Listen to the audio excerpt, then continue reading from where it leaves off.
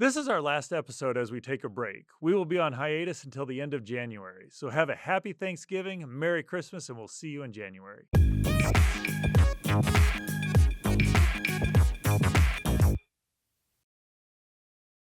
Hello, welcome to Stars, Cells, and God. My name is Jeff Zweerink. I'll be your host today, and I'm joined remotely by Dr. Latha Christie, who's a PhD in aerospace engineering, and we're going to be talking about quantum cryptology and how that relates to Christianity. Well, welcome, Dr. Christie. We're really glad to have you here.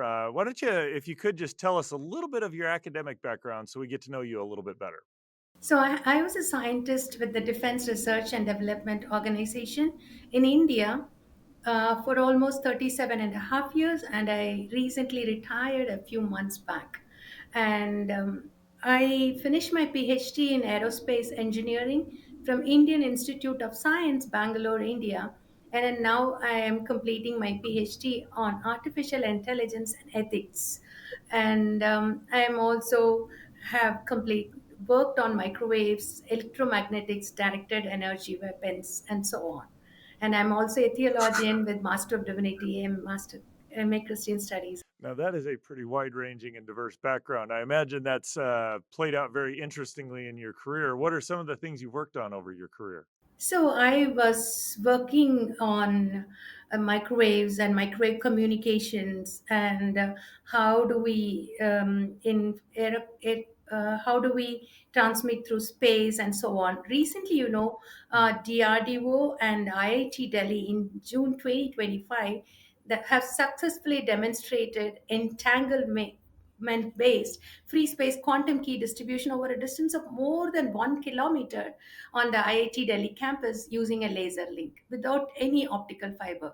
So, our defense minister called this as a game changer. So, this is one of the important future step, I would say, in communication, that is quantum communication using quantum entanglement. Yeah, that seems to be something that's just a growing field. And I know I've worked enough in computers over the last 30, 40 years to know that being able to transmit and keep information secure is a pretty high priority. I find it half amusing because the whole reason the internet was invented was to be able to communicate better between people. And now we're having to worry about making sure that people aren't interfering with our communication with people. So kind of explore with us a little bit, just kind of explain what do you, when you're talking about just quantum entanglement, just give us a little bit of background on how does that work? Actually, in normal traditional encryption, what you do is you just send an encrypted key. The sender would send an encrypted key, and the receiver would also have the key. But what if somebody finds the key? So Mm. normally regular computers, it's very difficult to break the key because it takes a long time. So what happens in a quantum, but recently a lot of advances in quantum communication is happening. Quantum computers are coming. So these quantum computers can break any key. They can do whatever a normal computer does for billions of years in just a few days.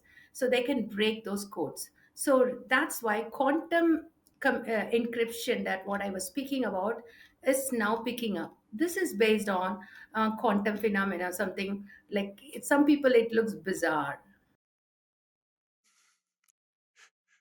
I mean, I imagine a lot of people don't or may not be entirely familiar with this, but I know when I work at Art Reasons to Believe, which is located in Covina, California. I have a computer over at UCLA. And so I log in there, and there is this when I log in, there's this key that is exchanged between them. And as long as the key that I've got matches with the key on the other end, then it goes in. I think it's, usually 128, 256 characters long. Really, I think that's what you were talking about. It's figuring out what the key was just based on the communication is really hard. So you're saying we're getting close to building computers that could actually, just by looking at the communication, figure out what the key is so that they could decrypt any information that I would be sending or trying to communicate back and forth. Is that what you're getting at? Yes, that's what. Because quantum computers are going to come in the future.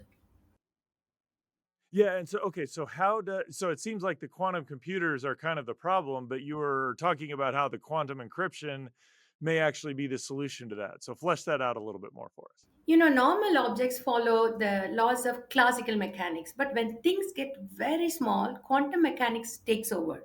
Like in the language of tiny particles like photons, the particles that make up light, or particles inside an atom like protons, neutrons, electrons. Like it's just, if you see a tiny bit of needle, it has billions of electrons can fit into it. Then things get that small, what happens is an electron can have either a positive spin, that is spin up, or a downward spin, spin down. Now when we say an electron always will be in superposition, that is using a principle that always it will have both a positive spin and a negative spin. But when we observe it, what happens is it just, the wave function collapses and it becomes one. So this can be used for encryption. For example, I send a key, and the other side, the person receives it. And if somebody in between, like, tries to eavesdrop or tries to look at it, what happens is we can easily find out because the wave function collapses. Because I entangle two particles and send it. So that is the secret behind it. When two particles get entangled, it is, Hmm. we can easily find out if somebody breaks the code. Okay, so it's not so much that you're sending the information over with quantum stuff, but you're able to transmit these keys now that though somebody might be able to detect them, you could actually tell whether they're being detected. So that would say, all right, our communication's not secure. Let's not send anything over it. Uh, that's pretty fascinating. Okay, so there's I could talk about this for a long time just because I find it very, very interesting. But I'm gonna what's the science faith or the apologetics connection here that you're making? Now, what I feel is this quantum entanglement, when we say that is, Einstein called it as spooky phenomena at a distance. And some people use this to tell that faster than light communication. But it's nothing like that. It's just, for example, I use in a traditional encryption maths, but now I use physics to encrypt it. So it's just a law of physics, laws of physics. So but people sometimes don't understand that, and when they use these laws of physics to think something magic is behind it, something it's bizarre and something it's spooky. But actually Einstein initially didn't understand, that's why he called it as spooky phenomena at a distance, but actually it's not spooky. So there are many crazy things people talk about. Our minds are entangled and we are becoming one with the universe. And when two people, our dreams also is a part of quantum entanglement, and two people can be transported using this quantum entanglement, and all those things people talk about, and that is all bizarre. That's not right, that's all funny.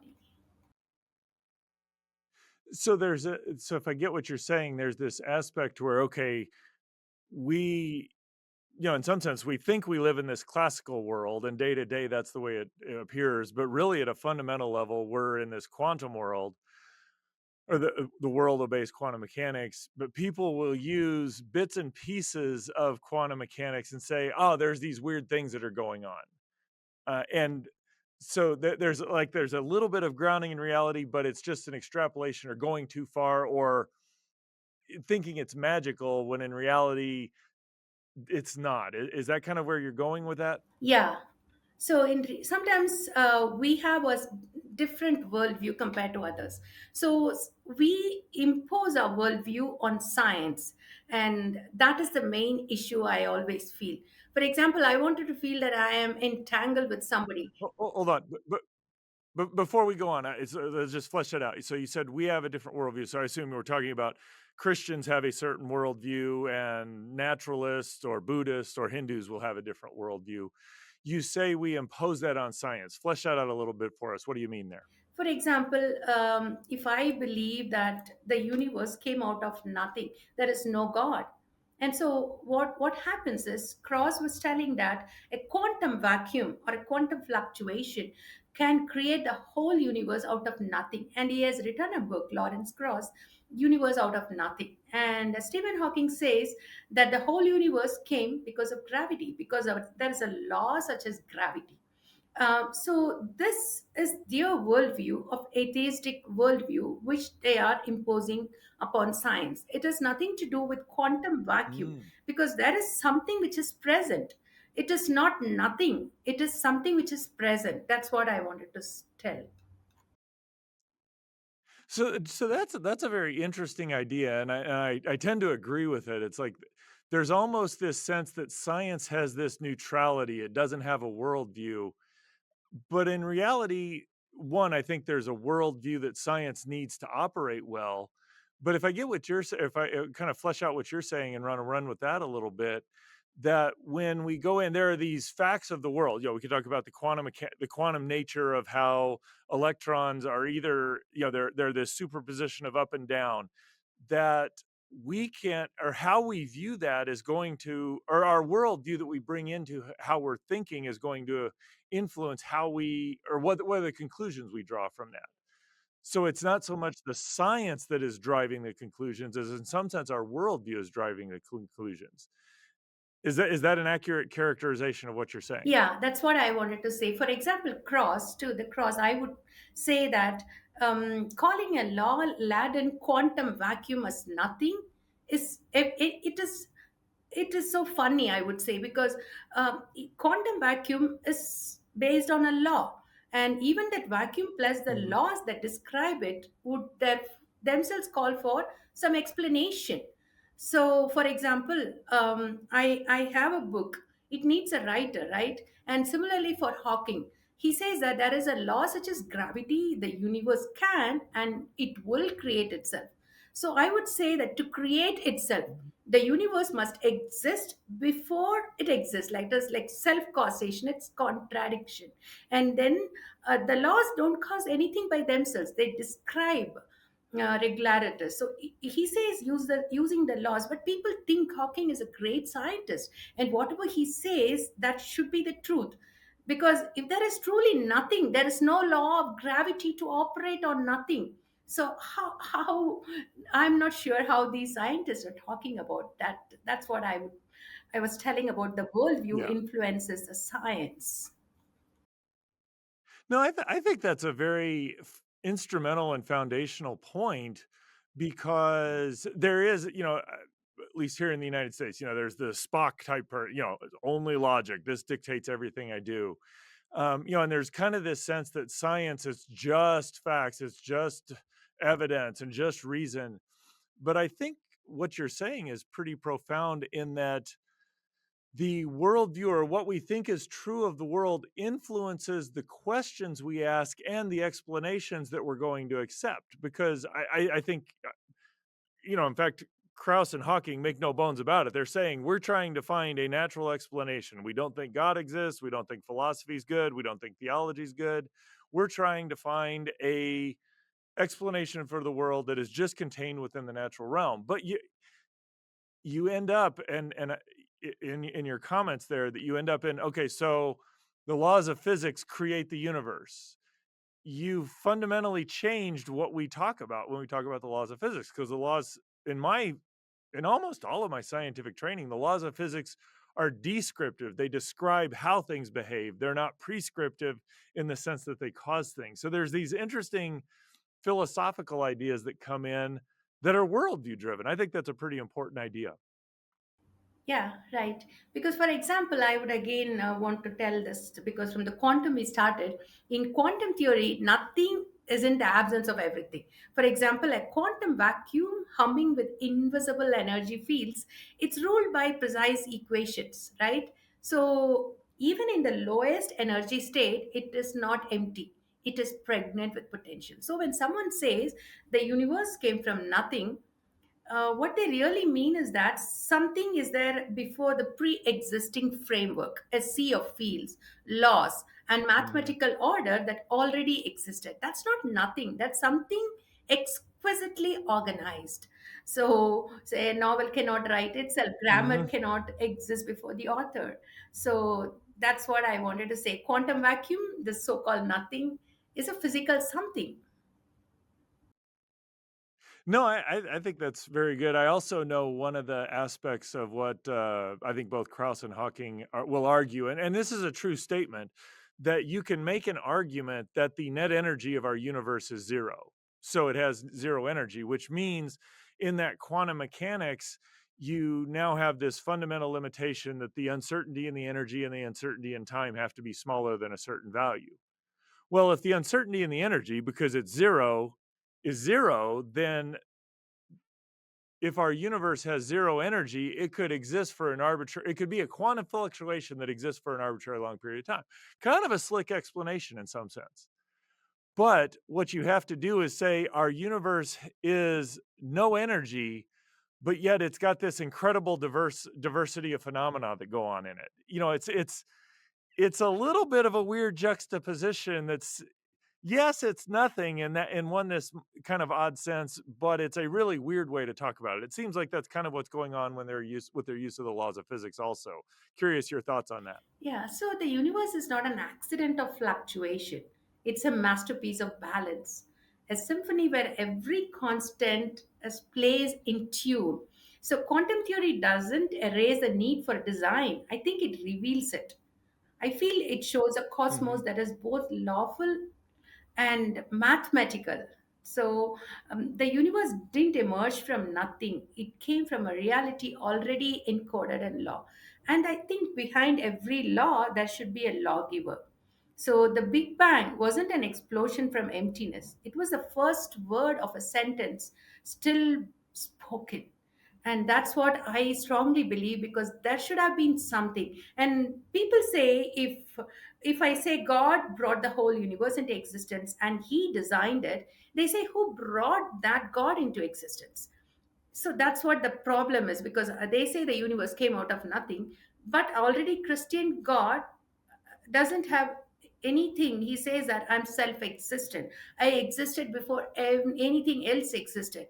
So Mhm. from that, if you see the quantum fields, everything is so perfectly designed. Even as of course Stephen Hawking himself says, what is that breathes fire into those equations? And he also says the Mhm. universe, the rate of expansion, 1 minute after the expansion is 1 second after the expansion is one smaller by one part in one quintillion, the whole universe would crumble. It would not expand. So, Right. what is that that designs? That's what Hugh Gross also has written a lot of things, and you speak about a lot of things on that. No, that is yeah, it would be one thing if our universe was just kind of this drab run of the mill ordinary, but our universe really is extraordinary in the way it looks. I think that's a great point you make. And what I find interesting is, there's just part of me that says, okay, let's just grant that what Krauss is saying is correct, that his version of nothing is actually nothing. I think philosophically there are problems with that, but let's just grant. I would put his proposal in his book, which he actually is deriving from Alex Vilenkin, so I think it's important to give credit there. But let's just it's a reasonable if scientifically speculative proposal. We don't have the data that shows that this is correct, but let's just say it's reasonable. As you mentioned, this nothing is not the absence of anything. There are these laws that are capable of causing things to happen. So, the fundamental explanation of our universe is this self existent laws of physics. They're just there because if they aren't there, if they have to come into being, now the question is, well, why are the laws there? And so we're just kind of keep pushing it back. Yeah, see, I feel. So at some point, you just need this self-existent thing, and this self-existent thing has to cause stuff. I mean, he wouldn't use it, but you're starting to sound a lot like God, or you're at least describing the features that have typically been attributed to God. Now he would say it's not personal, so it's not like but it's I just find it interesting that even if I grant and say, okay, your explanation is correct, it still looks a lot like the Christian God. He's just saying, well, this far, but not this. So Yeah, see, quantum order, if you see, it's not an accident, there is a signature behind it. the fingerprint of mind on every fabric of matter. So every constant, every quantum whisper, like I would say, was Mhm. not just calculated, it was composed. It was composed exactly by somebody Mhm. behind it. So that one should have been the greatest designer for anything. So that's why when we look at more of science, it already, that's why I have written a book, Beyond the Boundaries of Science, exploring the cosmic story. I studied, because I said that I'm multidisciplinary. I studied about biology, genetics, because I have to answer my son who said that everything came on its own. There is no God. So I have to find that am I a product of ape, or did the whole universe came just like that? So all those questions. So I studied physics, quantum physics, everything in detail, and wrote this book. That's when I Mhm. became so sure that my science points to this God. That's really a fascinating thing. I do, as I so wholeheartedly agree that the more we look at the universe, we just see an exquisite and a beauty and an elegance about it that really does. It really cries out for a designer, someone who's put the beauty in, who's built the elegance, built the design. It's not just a run of the mill universe, and reasons to believe. Hugh Ross has been talking about that for almost 4 decades now, and I don't think he's the first one to do it. It's been going on there. So I want to kind of explore that idea, or the idea that our universe looks designed. It looks like it has a purpose. It looks like it has a beginning. So you made a statement, and I think we've talked quite a bit and fleshed it out of what it means. Is that the worldview you bring into, or you impose your worldview on the science? So the question I would have for you is, you look at this as a Christian and say, "Wow, I see evidence of God written all over this." I agree with you. I see it as a Christian, and I look at it. I see evidence of God written all over it. But there are a lot of scientists out there who say, I just see a natural world. I don't see any evidence for God. What's your explanation? How would you describe, how would you explain why we look at the same thing and see two very different things? Because your worldview, in my case, I was once upon a time, and I tend towards atheism. At that time, my science was different. So I could. It's from my experience. I was an atheist for some time. So, but right now I have come to the position that when science reaches its edge, it doesn't erase God. It reveals where law ends and the lawgiver begins. But at one point, in my life, I struggled with 20 years in domestic violence. At that time, I was praying to some God. I was praying to God of the um, I was a Christian, but a nominal Christian. I've never read the Bible. So I believe there is a God. So I was praying, but felt that God was not intervening. That means there might be no God. Maybe my science can explain everything. Maybe this God, even if it is there, if he is there, he might be someone far away, nothing doing with anything with the universe, or just a part of the universe, or something like that. That was the time I got very high fever, and it ended up with pneumonia. So that day, Mhm. it was so severe. My both lungs had gone, and people thought I'm going to die. My family thought so. They put me on a ventilator. I was so happy to die because I tried for suicide, but I this is the best time to die. But on that ventilator, I used to think I'm the best person and God is not listening to me. God revealed every sin I had done like a movie. And now I know that all your righteousness are like filthy rags. And so I could see, and then I saw the cross and the blood of Jesus covering my sins. And I heard a voice, Mm. I'm giving you a new life 3 times. And all the 5 days I was there, I felt his presence embracing me. And I came home. I was in an environment where I was not allowed to read the Bible. My Bible was torn and all those things. But I used to get up early morning, read the Bible, and dance. I come to the garden alone, and then Holy Spirit used to make each and every verse to come. like a movie in front of me, like, and I enjoyed his presence, and that's when my worldview got changed. That's why I did Master of Divinity, PhD in theology, life coaching, and Mm, counseling, all those things. But my when my worldview got changed, and also through science, I understood there is a creator. Then I went into science, as I told, and then I realized through science, I felt more of his presence. The more coherent creation mm, appeared. And then it spoke of a mind that loves the order. I think John calls that the logos, the word, the reason. The same logos bridges physics and faith. So that's why I could understand this God is trustworthy. It is not a near death experience, it is the truth. And He has revealed, and I'm so thankful to God for revealing that truth to me. That same light that carries information for what I spoke about in thing, also, He said that let there be light, and there was a meaning, and everything started from His word. That's what I strongly believe. that's just a remarkable testimony, Dr. Christie. I appreciate you sharing that with us.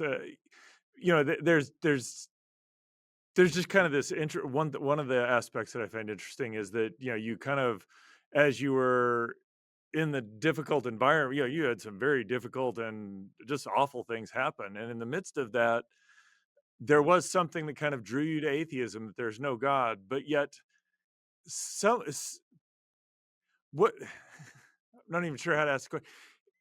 You're now doing your science in that context, and it makes sense to you, but now you see, you're I assume there was an openness to God, and when He talked to you, you responded to it, and now you're looking at the same evidence, but you see evidence for a creator in there. Kinda just if you could describe that again, 'cause what do you think made the change there? Was it I'll just leave the question there. What do you think made the change? Because it was my personal walk with Him for quite some time. Bible says my sheep hears my voice, and I used to ask God, what should I do? And He gives me clarity in everything. Like, I wrote my first book when the flame flickers, emerging from marital abuse. I was not an author at that time. I didn't know that I can write, but when He spoke that I can write, I got the confidence. And then I understood behind every equation there is a mind that longs to be known. God wants us to know Him. And when I entered Mm, science, I understood that everything points to this beautiful God. And faith is not a blind belief, it's a coherent trust. So that is why God is woven. mm. I think His presence is woven into the very fabric of everything. So that's what I could feel. And when I do science, when I read more of science, I feel everything is pointing towards the Creator. And I just sometimes wonder why people can't understand that. And maybe their worldview has taken over so much, and that it has blinded them to the truth. That's what I strongly believe, because I was an atheist, and then at some point it changed when I met God. So I just pray that everybody would meet God at some point in their life. No, I appreciate the testimony. Yeah, just as you're talking, just some of the things the way you're describing that reminds me of the passage in Romans 1, where it talks about where when you look at the created order, it's apparent that God exists, but men will suppress the truth. And I'm curious if you were in looking back on the science you were doing before you became a Christian and see things through a Christian worldview, would you say that you were? This sounds like an obnoxious statement. Would you say you were suppressing the truth? Was it obvious there, or was it something that just it didn't make any sense, or was it just something you didn't pay attention to? I feel it didn't make sense for me because I didn't want to make sense of it. Because when why Mm, I had the greatest question: if there is a good God as the Bible says, because the God of the Bible is too good, and why should there be evil? Why should there be pain?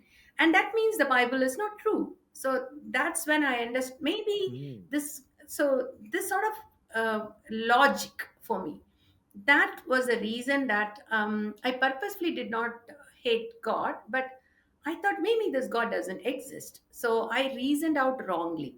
Because that's when I understood later that presence of evil is not connected to a good God. The evil exists because we chose evil. It's because of the choice, not because of God. And and God intervenes, and still now He intervenes in the lives Mhm. of many, many people.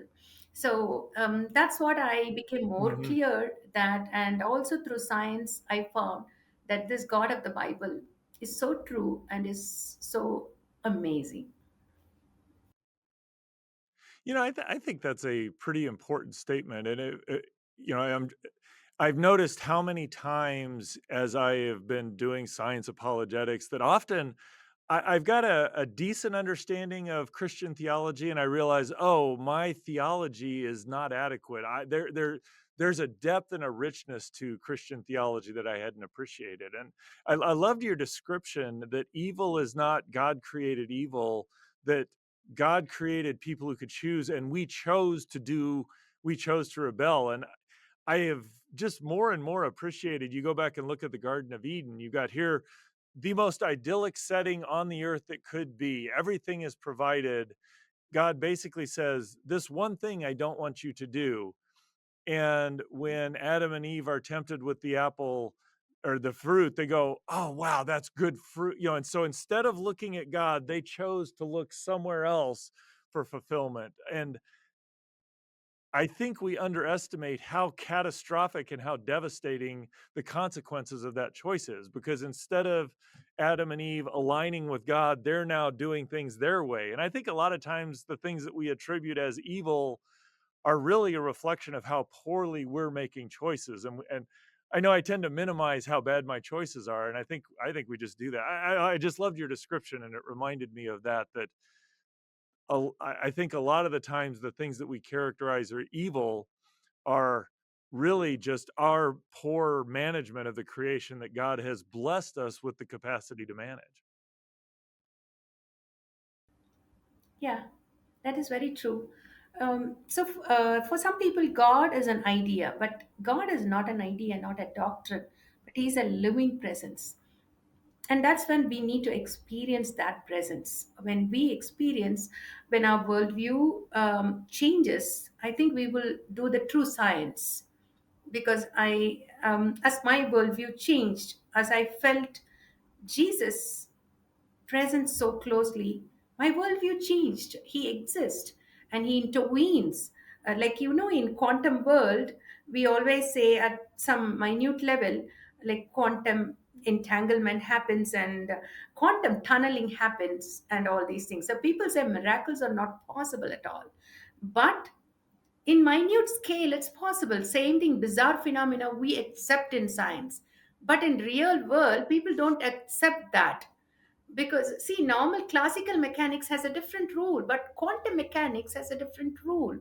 Same manner, normally the world is Mhm. governed by laws, but God can intervene and do miracles. He can reveal to people, he can come and Yeah. intervene. Just like it is an odd phenomena, but it happens, like how in quantum phenomena it happens the same way. That's why I always love quantum phenomena a lot, because I feel that at that minute scale, anything can happen. Yeah, your description about quantum mechanics, I think, is intriguing because it's not like when we started understanding quantum mechanics, we just said, "Oh, we don't like that. We're going to go this way." No, it's like we looked at it and said, "Oh, this is the way the world works." We adjusted the way we thought about the world to align with reality instead of saying, "Ah, we don't like this. We're going to go do it this way." I think there's a lot of that's in my assessment, that's what a lot of uh the difference between people who see God in creation and the people who say the best explanation is God doesn't exist is there's a choice you're making. Are you saying, let's look at the world and align with what is the best description of the world? Or am I saying, no, God doesn't exist and I'm going to impose that? Kind of what you're saying. I think we really do. We bring our worldview into the science we do. and we may not be as objective as we think in thinking about our worldview. I think it's very important to ask the question: does our worldview explain things well? I just ran across an article, interestingly enough, that talks about how it seems like is for the ability of humans to operate well in the midst of injustice is the ability to forgive. Now, if God doesn't exist, why is that woven into the fabric of the world? It seems bizarre, but if God doesn't exist, it seems bizarre. But if I say, "Hey, God does exist," this actually makes good sense of things. Yeah. See, the word forgiveness, what you said, it makes sense only on the cross. People uh, have there is so much of evil in the world, and when people have to forgive and move on, I'm not telling forgiveness and go back or whatever it is, but when we really have to forgive and let it go, it is possible only because of the cross. Because on the cross, when Hmm. you see the God of the whole universe hanging there naked, taking everything on the cross. That's when true forgiveness, and he says, Father, forgive them, for they know not what they do. That's when everything what we have in our mind goes, every bitterness, and we can surrender to the real God who loves us beyond everything. And that's when we can surrender and say, God, I give my life to you. You are my everything. Because the cross is the only reason that can happen. So the Christian God is the only God who hung on the cross, who died, and who rose again. And so that's why it makes a lot of sense, and that everything has a reason, and that reason is the God of the Bible. Amen. I think that's a great place to kind of bring our show to an end. I'll throw the floor back to you. Or any final comments or wrap up or things you want people to walk away from our what you're presenting here today? Christ is the light that darkness cannot comprehend. And when he says, Let there be light, the first thing that in the real universe, even scientists are believing the light photons came into existence. So everything the Bible speaks is true scientifically, maybe how we might have interpreted wrongly. So, with the real lens of science, when we look at the Bible, everything comes true. So, I just pray that everybody will read the Bible and read the true science, and through the lens of the true science, if you read the Bible and ask God to reveal the truth, he will do it, and that's what he did for me. Very good. I do think that's just at the heart of what RTB is getting at is that we see God reveals himself in scripture. We see God reveals himself in creation, and your testimony and the science that you get to work on is such, uh, it just, it just shows that so powerfully. And I just want to thank you for joining our show, Dr. Christie. It's been really fun. And to our guests, I want to thank you for joining our show. And I want to encourage you to drop down into the discussion below and enter your comments. Let us know what you think. Make sure to subscribe to our channel and like this video. We drop new episodes of Stars, Cells, and God each Wednesday right here on YouTube and on your favorite podcast app. Remember to go out, share this video with others, have a good discussion. And remember, the more we learn about science, the more reasons we have to believe that the God of the Bible is the true creator.